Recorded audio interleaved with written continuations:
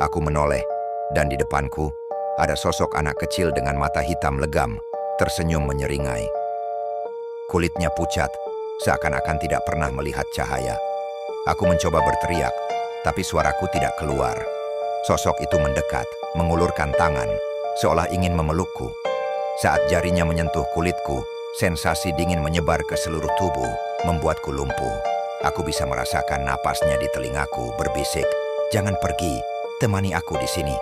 Ketika aku hampir kehilangan kesadaran, lampu tiba-tiba menyala kembali, dan sosok itu hilang, menguap begitu saja. Nafasku terengah-engah.